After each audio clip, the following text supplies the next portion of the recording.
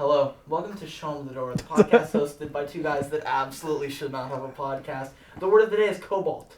We're here. I'm Willem. That's Christopher. And for the first time ever, we have a returning guest. You know him. You love him. The man, the myth, the legend. Julian Hernandez. Back at it again. How does it feel? Without any hair. It feels no great. Hair. Bald. Debuting the new word haircut. of the day is baldness. No way. How are you feeling, Julian? I'm feeling pretty good. I liked the first time I was on here. Y'all had asked me to come on a second time. I was very excited to come back here. I have no idea what we're going to talk about today, but I'm enthralled to be here. See, normally we prep our guests. This time we did no prep work. But I feel like, where our first episode was a lot of like, early life, talking about how you got into football, moving into like Vandy and all that kind of stuff. Obviously we don't have that like range that we can talk about because we already did it. But if you haven't seen the first episode, watch it right now. Hey, it's going to be right here. Yeah, link right here. The thing is, I'm not going to edit it right there, but it will be at the end of the video. Somewhere. At the end of the video, when the one video and the subscribe button comes up, it'll be that one video. Also, please subscribe. We're really trying to get 100 subscribers so we can have youtube.com/SETDD. I want to have the custom URL bad. And we're like, talks in his sleep about it. It's a terrible obsession. Consuming my life. I'm like 44, but that's where we're at. We've gotten like 7 subscribers this season, which is one of our biggest growths since we started the podcast. They're all me. I have 4 different Google accounts.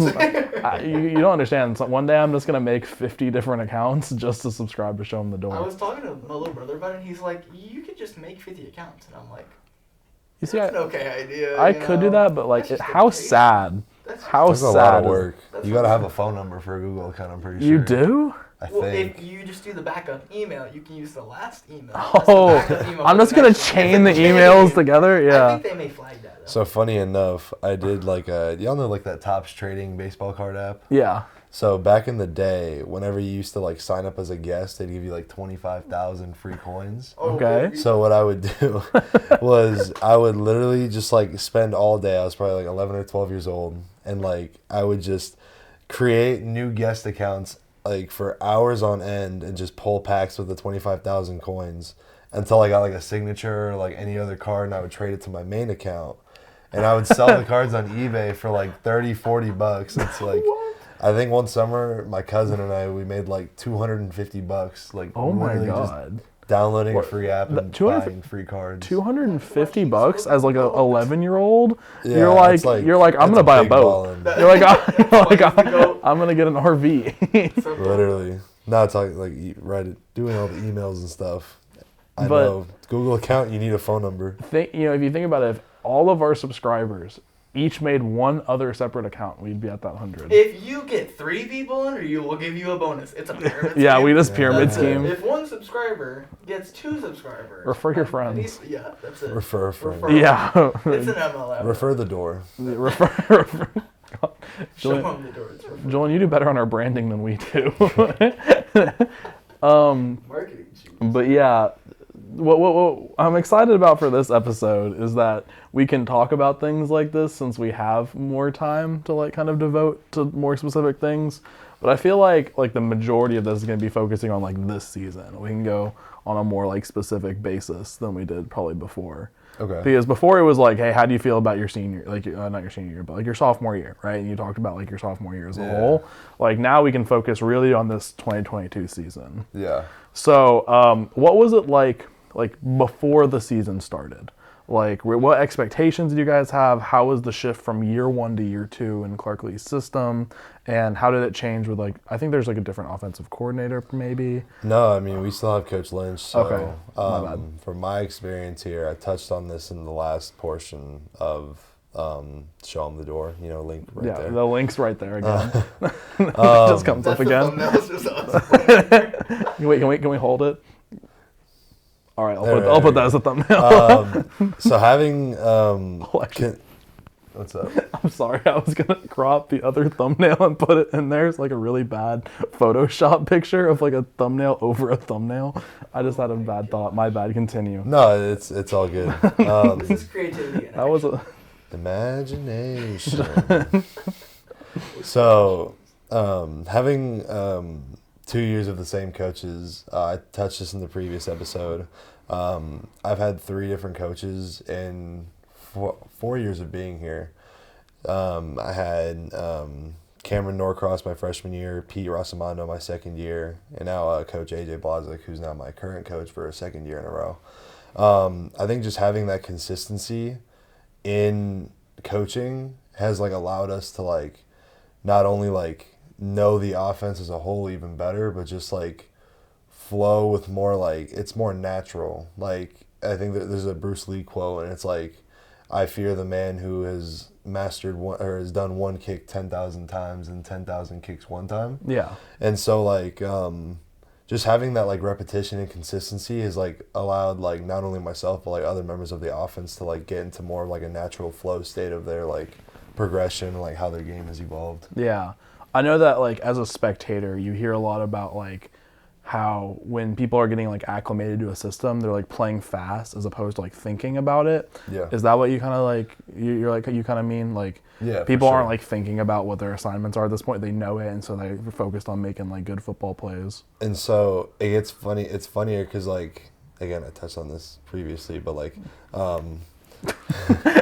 when you kind of like are in that stage of development, like how I mentioned before, my personal development, like not necessarily like learning like certain like directions on where to go. Like I've evolved as a player to learn more like about linebacker leverage or like certain fronts, how like a certain give or like a certain like alignment on defensive end or defensive tackle can like show like a pressure or something like that. So like having like that consistency in the offense has allowed us to like evolve more than just like our schemes, but like our own personal technique. Sort of like I mentioned earlier, the alignment of the defense or the rotation of safeties or the leverage of cornerbacks, like if they're pressed, if they're off. You Right. know? Like certain gives give away certain defenses, and since we've had the coaching and since we've had consistency for the past 2 years, it's allowed us to like develop the more, like you start learning more about defense than you do about offense once you have like this great foundation of just like knowledge and what you're doing. That makes sense. I mean, so with that like understanding of the offense and essentially working towards not focusing on yourself, but focusing on how you can be better against your matchups, how does that like impact the expectations from like the top down with Coach Lee? I think, could you repeat your question one more time? Like, how does that Like, affect the expectations? yeah. Like, of, I assume, like, you know, last season, I think we were like 2-10 at the end of the season, right? Yeah. And then we matched that win total immediately in the first 2 games where we were 2-0. Like, what was the expectation coming into this season, I guess, is the question, based on all of these, like, you know, continuity and all that kind of stuff. I mean, I feel like we're a team that we can just compete, and our coaches have like given us that from the top down, just like not fearing any opponent, but just knowing that like we're on a stage of competition, that like if you're out there on the field that you can compete with anybody. It doesn't matter if you're playing like Pee-wee football or the SEC or even like the NFL. Like if you have the opportunity to play like at any school, like in the SEC, like you have the opportunity to like really do great things. I mean, our offensive line coaches instilled us with that, and obviously I don't really look at statistics too much because offensive linemen don't really have too many statistics, but like to nobody's, at least not to my surprise, like our offensive line ranks highly in some categories that are like pretty important in football. So at least personally from like a standpoint of like our offensive line, it doesn't really matter how the other outside perspective sees us. I mean, they could look at our record and just think that we're not performing, but like to our coach's perspective and to like my personal perspective as an offensive lineman, I think we're doing some pretty good things out there. Yeah, oh, definitely. how has the offensive line changed this year? Because I think there's some new guys coming in, some guys that from last year have left. So like, how's that group meshing this? I think as a collective, I think we've more just like not only have like played together more. I mean, we have Bradley Ashmore, who was a right tackle last year, more playing guard this year, while we have our UNT transfer coming in and starting at right tackle. I love Brammer. He's like my dude. Like I hang out with him all the time. Our left guard situation, we've had a couple dudes play this year. We've had great success with really any of them who have been playing. I love playing next to all of them. And we have our left tackle, Gunnar Hansen, who this past year was a true freshman, coming in and doing some really great things for us when we need him. So I think from a standpoint, it's more about our confidence more than anything. This past year, we were, again, like in a new system, still trying to make our way around some certain things. It helped that we had Tyler Steen, who now plays for Alabama, and I think that kind of like gave us a little bit of confidence last year. But this year with him gone, I mean, I feel like we're not even like in the same place, but a much better place. I love Tyler, and like he knows I love him and stuff like that. I loved him on this team. I wish him his success, and I'm glad he's having success at every Alabama. game, but when he played Vanderbilt. But no, still, I mean, after that game, I still like gave him a hug. I still told him, like, showed him the respect, and I'm glad he's happy being successful now. And I feel like now, like we're in a really great place. Nice. I guess starting to like break down each game from like your perspective, going into Hawaii. Like what were your thoughts going into that game, and then after, like how it like played out, like how did that make you guys feel? So going into Hawaii, I think they had like 55 new players really? On their team. Yeah. So like we had watched like film from last year, and like it was completely different than what we saw out on the field. Like we had studied this like defensive formation. It was called we called it Oki Rainbow. They're like the Rainbow Warriors. We just called it Oki Rainbow. It was like 3 down linemen, a nose, 2 4 eyes, which are like D ends inside of the tackles, and then 2 linebackers over like the guards, and then a safety that played low in the box. He was like the rainbow, was what we called him. Yeah. But when we go out there to play on the game, they played 4 down the entire time, just like normal, even defense, like 2 D tackles, 2 D ends, like normal looks. And like, I mean, we had practiced at all fall camps, so we just kind of like reverted back to like our obviously normal, it didn't mess up the offensive production. No, for sure. I mean, that game, actually, I suffered a sprained MCL, which I came back from 2 weeks later. And yeah, I mean, coming out of that game, I was just doing my best to show support for the guys, even though I wasn't in there, and I had a blast over there. Real quick,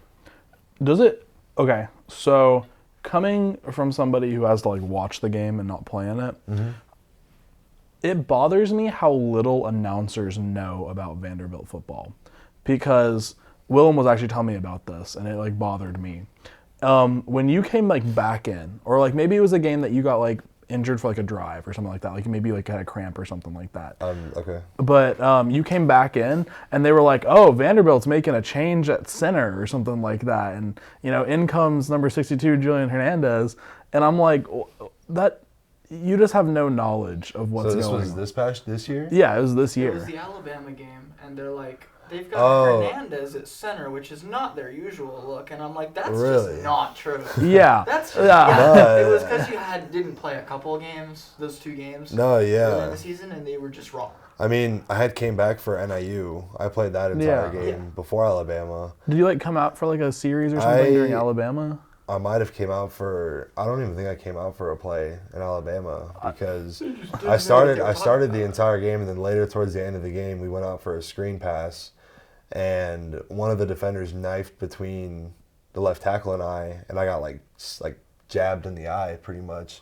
And so I went down because I thought like, it was kind of scary. I thought I wasn't gonna be able to see when I opened my eye. I was like, really? Thankfully I'm able to see. But yeah, I mean, it was 4th down anyway. I'm pretty sure we were going to punt the ball after that. So I'm not sure where they might have gotten that from.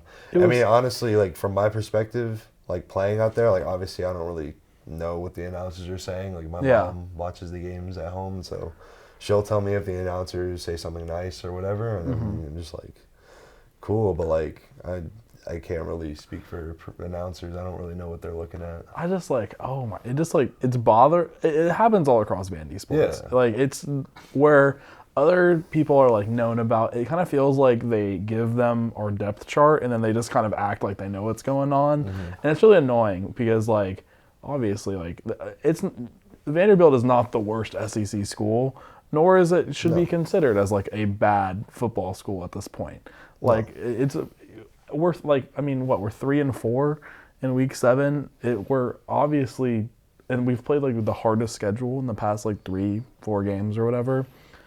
I feel like this is just a small rant about how Vandy football and like is disrespected across like all SEC platforms because they consider us to be like this really terrible school, which just isn't even remotely backed up by the product that's on the field on a weekly basis. Sorry, small rant about that. With that being said, so after Hawaii, how are like you feeling about that? Like, you know, you said you sprained your MCL, so you had to like kind of be on the sidelines for a little bit. But how are those next couple weeks for you? No, I mean, Elon was a success. I mean, we came out with a W that game. Really happy for my guys. Xavier Castillo, who usually plays left guard, played center that game. It was fun watching him go out and snap there, play center. During the weeks I was out, I was pretty much just coaching him up. I was like his little like kind of. You have a headset? No, I didn't. No. That's for no. He's just Mr. Miyagi on the sideline, like. Nah, yeah, pretty much just wax on, wax off. But, Yeah, you know it is. No, I mean I was just giving him like the best knowledge I could about how I play center and maybe how he could sort of adapt his own style of center using like some of the stuff I taught him. Wake Forest, we didn't get the result we were looking for. Then I came back for NIU, which was a really hard-fought game. I give credit to NIU. I think they're a very disciplined defense. They took it to Kentucky even that next week. Yeah, no, they almost beat Kentucky that following You guys beat NIU worse than Kentucky beat NIU. That means we're better than Kentucky. By the transitive property. Anyway, so NIU. I'm sorry, I didn't mean to interrupt. No, it's totally fine. Our defense starts off the half. We're not doing great against our offense, but I mean, we're still putting up a fight. Going into the halftime, I believe we were down 2 scores. We were coming out with the ball. We score that first drive. We come back out. We get a stop on defense. We score again. And so it just sort of like the momentum sort of shifts into our favor. And we keep the score going. I believe we ended up finishing like the game winning by 10. Yeah. And so like we were like really happy with that because they had claimed that like their identity was like a fourth quarter team. And that was something that we struggled with last year. So it was very like refreshing to see that we were able to compete with a team that identified as like a 4-quarter team, that like they think that they can go longer and harder than we can, and that was not the case that game. True. Yeah, who's the fourth quarter team now? And I mean, these past couple games we've just not been playing at our highest level, and I was a part of that. Everybody on the team is a part of that. We understand that to some it may be frustrating, especially the fans, but just I believe that in these last 5 games we have in the season that we still have a lot left to prove. We personally as a team have not played to like our highest standard of like what we believe we can do. And so we're coming up against some teams that I truly believe that we will be able to like win games. You heard it here. We're winning out. We're playing bombs. No, but so I guess like the next game was Alabama after that. Wait, hold on, real quick. I'm sorry. Staying on NIU. Mm-hmm. There was one of the best plays, like most like, you know, you see like Patrick Mahomes highlights on like ESPN. The one where AJ Swan like got out of the pressure and rolled out. No, I remember that play. How was that play for you? Because like, funny enough, we were in pass protection and we had like, I don't know if there was like a miscommunication or what had happened because like it was 4th down. It was 4th down that play? It was 4th down. It was like it was like 4th and like what, 12 or something like that. It was. I think we're on like the plus 35 though. So yeah, like, yeah. I mean, it was. I think you guys were down 14, and so like a field goal wouldn't have helped you there. Yeah, okay. I'm trying to remember because I can't even remember this. I just remember the play. Yeah. There was like a miscommunication between the guard and I. I had a 2-eye. The linebacker was inside. It was 2 for 2, but in the scheme that we had, I believe we saw like a slide on. So there was like a miscommunication between us, and so the pressure gets through, and then I'm running back because I'm trying to also like recover on the block and give AJ maybe like an extra second or two, like to just get the ball off. He breaks the sack, and so I'm like running around trying to find someone to block. I'm like kind of retracing to like go find the guy that like I let up a pressure to, and AJ just like launches it, and I'm like, oh shit! Like I see the ball up in the air, and I'm like, where the hell is that going to? And then I just see the ball end up in Ray Davis's hands, and I'm like, oh shit! Like he's down there, he scored, and so I'm just like I'm running. I'm like, oh my. Like, this is crazy. Like, nah, it was definitely like a play that I've like ingrained in my mind, especially since I messed up bad that play. So it's so AJ like bailed you out a little bit there. Oh hell yeah, he bailed me out for sure. You're like, thank you, man, I appreciate that. Okay, but so moving to Alabama after that, Alabama, you know, they're generally considered to have one of like the better front sevens. Yeah. In the nation. How was that approached for you guys in that, in like, you know, before the game, I guess? No, I mean, we knew they had some good dudes. I mean, I have friends on that team, Jordan Battle, and I've never personally met Dallas Turner, but he went to my same high school, freshman All-American. So our left tackle, he actually graduated with Dallas, so they had some like little friendly banter going on during the game. Honestly, I mean, like, at least personally for, like, my mindset, like, I mean, yeah, you can be good, but, like, it's honestly, to me, it's kind of just, like, what our coaches instilled is, like, this is just the test. Like, you practice, that's, like, your studying, that's, like, your preparation, that's whatever.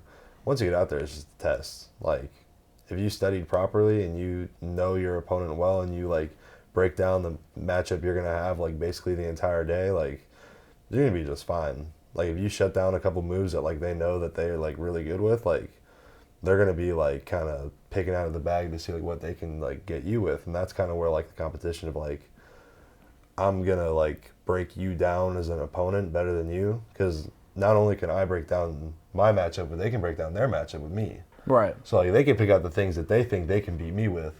And then I obviously know my game, and so I'm going to be like, all right, well, I put this on film last week. Maybe I didn't have, like, a great redirect on, like, a pass block, so maybe he'll try to, like, you know, shake me off or whatever. And so it's kind of just, like, the adjustment of, like, knowing where you're at and knowing what the opponent can see and kind of, like, anticipating what you think that they can see. It's like playing chess. It's like thinking of your opponent's, like, next 2 moves or whatever, which is kind of interesting.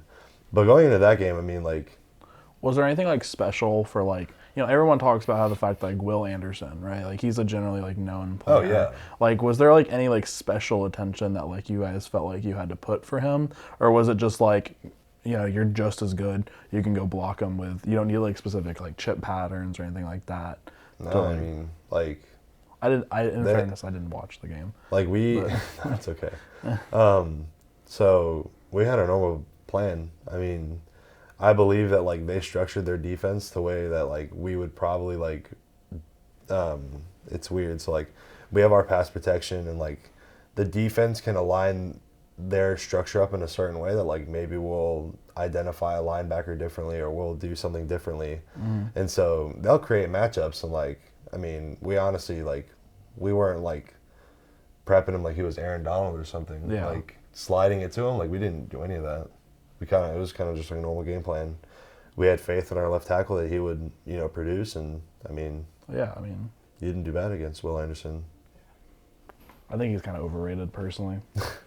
I wouldn't say he's a good football player. I'm not gonna say he's overrated. I mean, he did his thing or whatever. No, I think he's very, very talented. The only time I've seen him play this season, and obviously he's been getting a lot more attention, but I watched the Tennessee-Alabama game. Yeah. And, like, he had, like, no pressure. I think maybe he had 1 pressure the entire game. And, like, they weren't, like, sliding the line to him or anything. And I'm just like, man, this was billed to be, like, the best player in the country. Anyway. A good football player.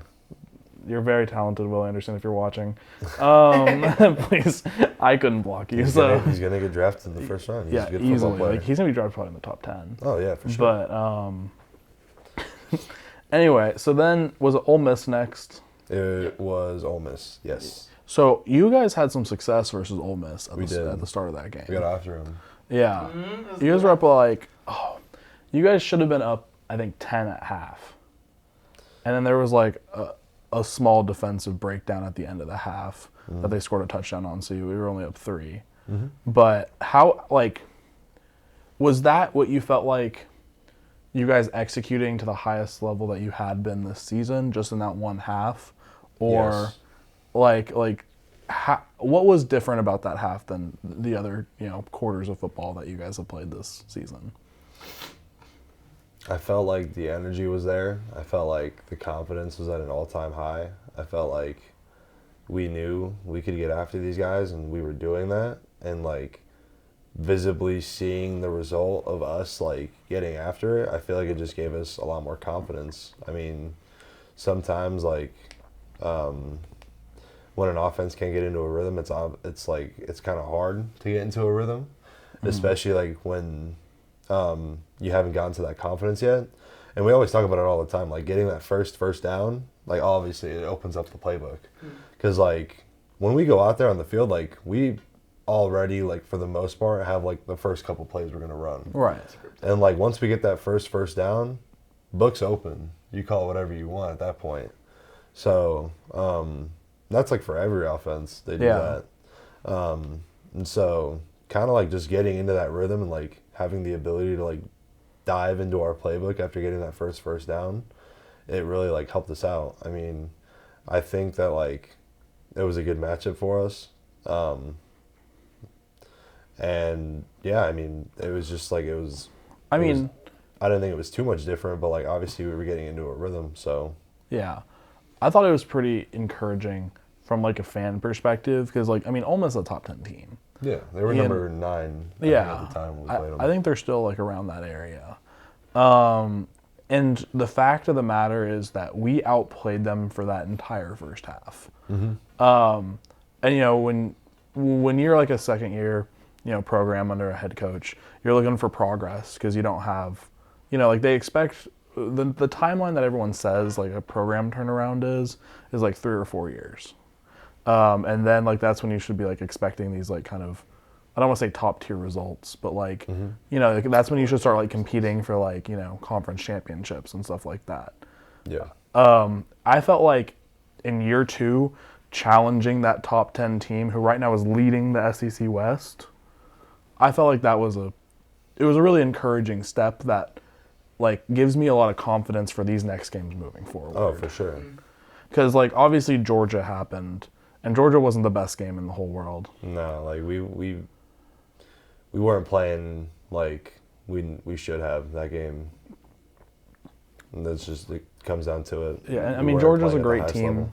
No, they're a great team. Credit to Georgia. Honestly, I personally feel like their defense was more structurally sound than Alabama. I think Alabama has a more talented group of defense, but I feel like Georgia, in my personal opinion, was more structurally sound. Like, they just knew where to be in what scenarios. Like, both of them are phenomenal defenses ran by phenomenal coaches. I just feel like from a sense of like gap integrity or just like knowing what's happening when like just like knowing where to be when like certain things happen, like if the front side gets reached, like knowing that the ball is going to crease or something like that and being there for the crease. Yeah. So, no, I mean, I'll give all the credit to those defenses. They're phenomenal. One thing that I looked at is like while that Georgia game didn't have the result that like maybe you wanted, I didn't feel like it was the worst game of all time in the sense of like how we performed. Like, midway through the second quarter, it was only 14-0. Yeah. That's right now the best team in the nation. Yeah. And, I mean, at that point, you're about halfway through the game, and you're still in a position to be competitive. Yeah. I felt like, I think that's progress. Yeah. like I'm not trying to be disrespectful to any of the Vanderbilt program that I've ever seen play, but there have been times when it hasn't been competitive at that point in the game against like a team like Georgia, you know? And so building that progress forward, I think should be really encouraging for fans, even if the end out like result isn't always what we like would love for it to be, you know? Yeah, I mean, honestly, like our progress, like we're still like, I don't know how to describe this or explain this, but I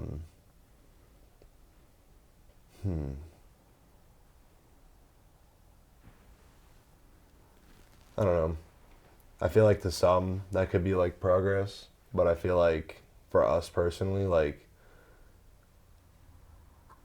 we still want to end up like on the other side of the totem pole where we like win the game. Well, yeah, of course. It's like it's a little bit hard to kind of see that as progress, which I can agree to some it may be progress.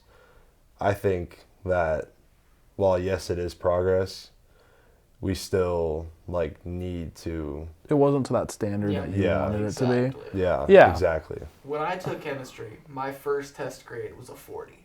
My second test grade was a 54.5. That's progress. But I it's got still 14.5 points better, but I still failed chemistry. Yeah. I wasn't. Yeah, I was just like for like a fan experience, you know, like a lot of people were like writing off. I can definitely see that from the fan perspective. Yeah. I feel like a lot of people were like writing off like, oh, it's just the same, you know, like old like Vandy team that like isn't gonna do anything. Where I felt like it was more than that, even if it wasn't, you know. Anyway, but so moving to like these next few games, you had. I feel like there is a lot greater of a confidence to win. Because I think we're playing Missouri next, are we not? We play Missouri this weekend, yes. Missouri's not good. I don't believe at all in Missouri. I don't think Missouri exists, I'll be honest. Like the state? Just as a state. I'll say that Missouri is a team in the SEC, so I give them the most respect.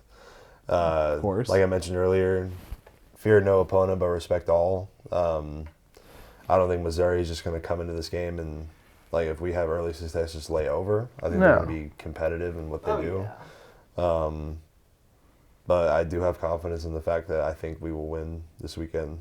And I go into every game with confidence that I think we're going to win, no matter the opponent. Is it at Missouri or It's here? at Missouri. It's in Missouri. How do you feel about Missouri Stadium? I like Missouri Stadium. I've never been. I think it's like, it's a nice environment, I would say. It's like it's not like colorful, but I think it's like more vibrant than the others. Like, South Carolina is a pretty vibrant stadium. I've heard South Carolina is a nice stadium. Yeah. And South Carolina comes the next week here, right? Or is that in... I want to say it's away as well. I think, no, we played South Carolina away last year. Yeah. Okay, interesting. Yeah.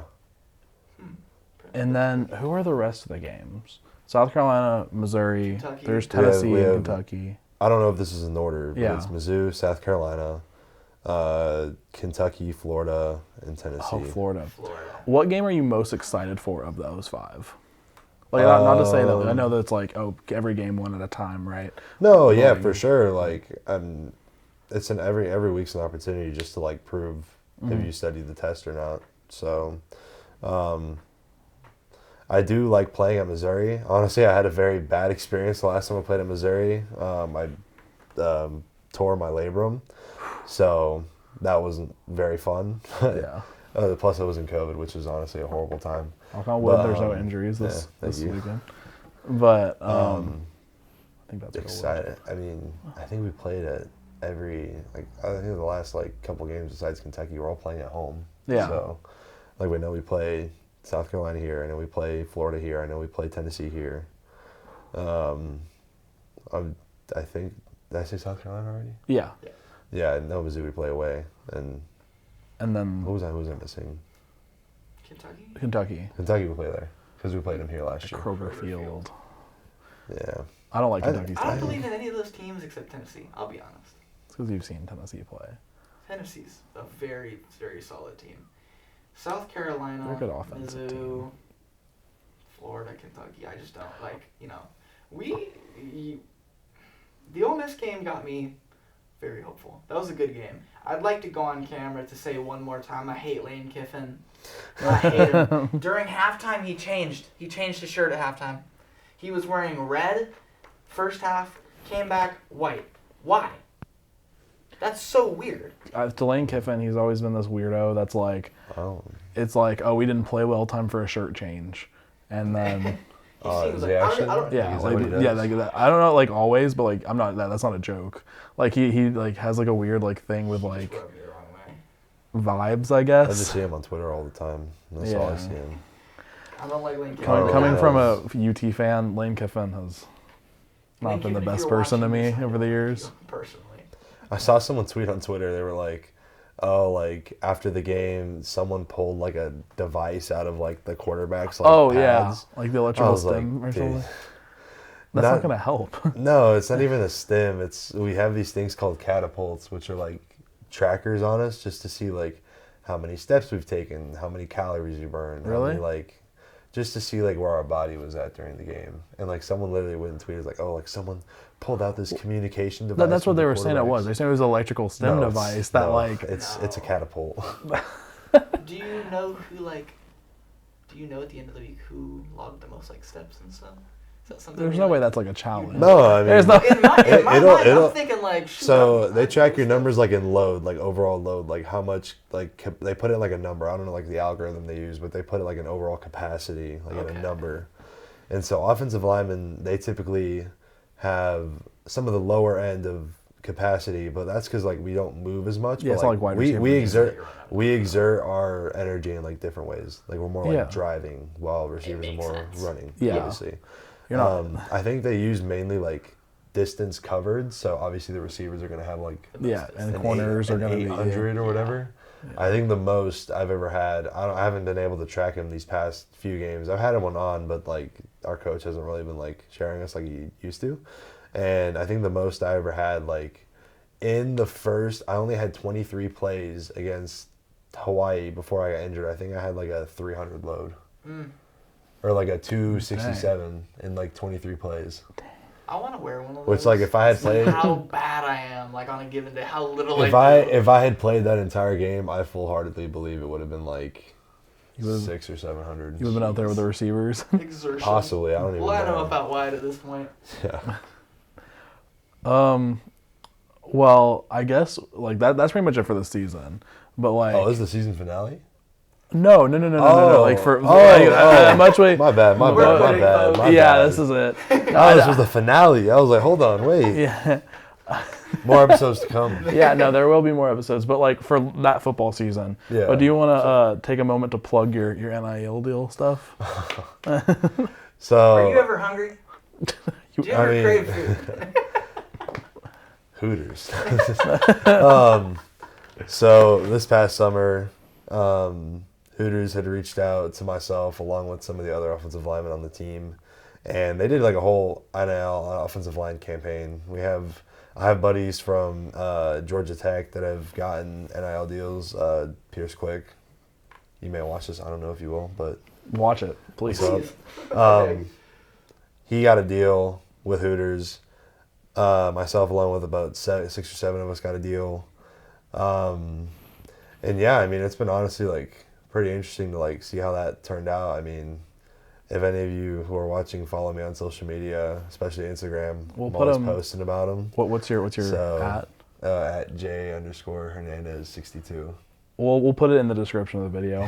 Thank you. We'll get it. It's the same. It's the same as my Twitter. Okay. Follow him on Instagram and Twitter. But yeah, so it's just been really fun. I mean, we went to Hooters on a Sunday during fall camp, and we did like 3 to 4 hours of like video shooting. Yeah, it was like a photo content op and creation. stuff, Yeah, it was, yeah. it was As an awesome. actor now. Yep. Yeah. Add it to the LinkedIn. No, Well- it's been a great experience though. Love Hooters. Sounds fun. What do you get when you eat there? Typically, I just get like some boneless wings, a couple apps, and yeah. There you go. Surprisingly, like for an offensive lineman, like when I'm hungry, I'll eat a lot. But like if I'm just sitting down on a normal meal, I actually like won't eat like a whole lot.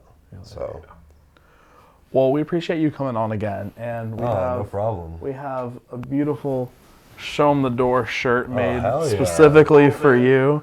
Hand If you- woven. Yeah, hand silk. woven. Yeah. It's Chris straight actually from the. made the silk. He's a Nothing. silkworm. Yeah. Valentine. Cover up the tag. Oh yeah. I actually Hand woven silk. Yeah, Show 'Em The Dore podcast. Hernandez on the back. joining the family. 100% organic. Yeah, gluten free. Yeah. Um, Grass-fed. But cage free. Well, but we appreciate you coming on. Thanks again. for having me. And, you know, obviously we'll be in contact. Maybe we'll make this like an every season kind of thing. We'll have you on next semester again. Why not? You know, why not? I mean, I'll still be in school next semester. Yeah, so we'll figure it out. We'll be in contact. Hopefully come back for a 5th year. So we'll see. Oh, really? That's the plan?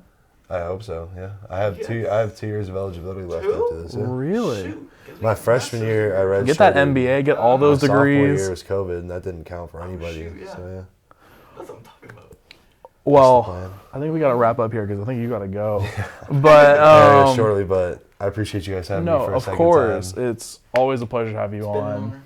But we'll see you guys next week. Remember to subscribe to YouTube and follow us on Instagram and Twitter. More Instagram than Twitter. Willem actually runs that. I don't really run the He Twitter. doesn't run it. I run the Twitter now. I've But, taken over. I told PCG about it. You did? Also, eat at Hooters. Eat at Hooters. Eat wings at Hooters. Specifically wings. Specifically? Yes. Okay. So eat wings at Hooters.